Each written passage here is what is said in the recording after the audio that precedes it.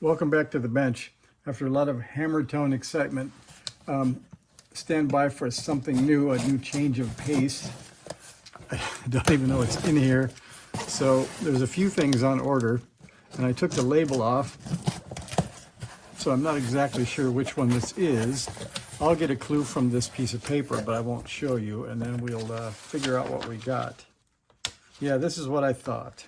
So this is related to the rusty IC-735, but I won't tell you how until we get into it. But you guys have made some suggestions, and I thought I'd follow them. So we'll put the mailing thing in the drawer. And I think I need a bag, but maybe I can get it out without the bag.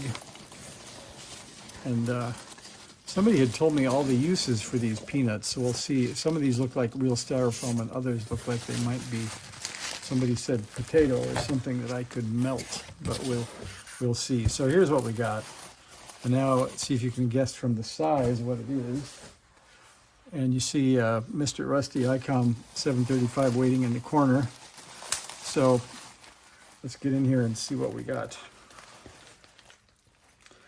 And I was going to be cheap and not do this, but then I was able to bid on this and made an offer for 60 bucks, and I thought it was kind of my threshold of helping the rusty IC-735 back to life, because as somebody pointed out, it looked like it's been rolled down a hill and maybe belonged to who knows who for a while, but there's something about it that's compelling, so we have to make it work again. And as we unroll and discover the many uses, you can see we got a non-crusty LCD. So we're going to put a non-crusty LCD in the front of the rusty IC-735. So I think we need to pull out a bunch of screws on the back here. And I tried to introduce you to the new Ryobi that I got. It looks like this is the right time to try to use it. So let's see what we can do. I think we'll shorten it up a little bit, and then we'll find out whether these are number 1s or number 2s. That fits pretty well. Let's see if this fits a little better. Well, it fits much better. So we're going to use a number 2. We'll put Mr. Ryobi in reverse mode, and we're going to see if we can get into this. And I guess this is like speeding up on faster video mode, since I'm not using a screwdriver. Maybe you won't get bored enough to skip ahead, but then again you might, so we'll see.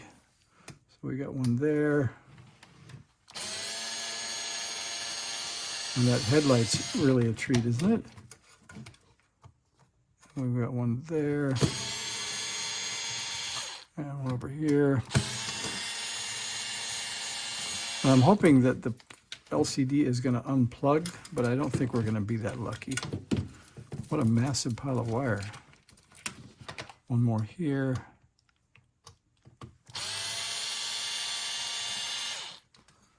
And let's see, does it start to feel loose?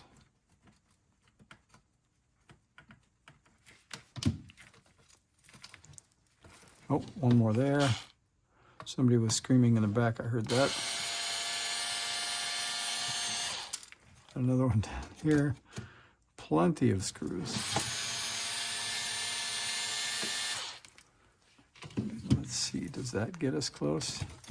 Anything to remove in the front? It looks like we'll have to take these nuts off.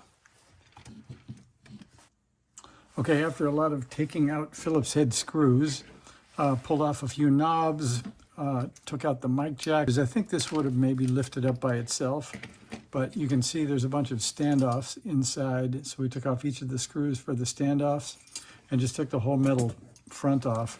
Wanted to get access to see how it's connected. And you can see the display is soldered in. There's the row of pins that are soldered. So it's not for the faint of heart if you're going to unsolder the display. So the question is, could you unsolder it from the back? And it looks like you could. And you might be able to unsolder it from the back and pull it actually out of the front without taking any of those screws out. So we're going to try that first when we get the rusty IC-735 on the bench here. So we're not going to completely destroy it like this one is. We will take out minimal parts, maybe just pull the front panel off, pull out all these, or I'll say solder suck these things with the Hako and see if the display comes out. If it will, we can drop it right through the front and reconnect it again. So I'm going to move from this piece of the front panel to the rusty IC-735 next. So keep going.